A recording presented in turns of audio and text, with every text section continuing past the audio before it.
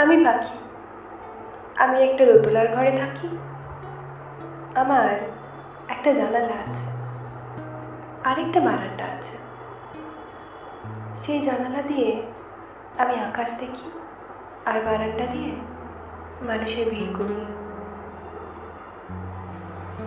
মাঝে মাঝে মন গেলে হিজিবিজি ছবি আঁকি আর হাবিজাবি সব গল্প লিখি।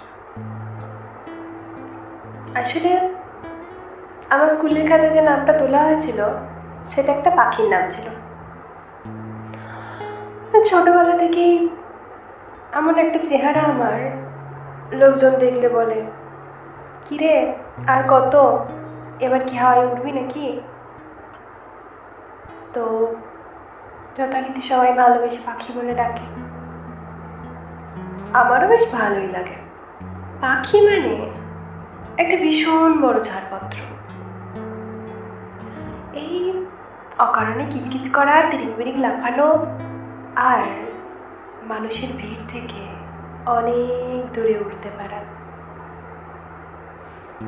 মানুষের ধারণা অনুযায়ী পাখি মানে একটা স্বাধীন জীবন। সত্যিকারে কতটা হয় তা জানি না, তবে স্বাধীন জীবনের লোক কি কেউ ছাড়তে পারে? সে যাই হোক, অকারণে কিচকিচ করতে আমার বেশ ভালোই লাগে।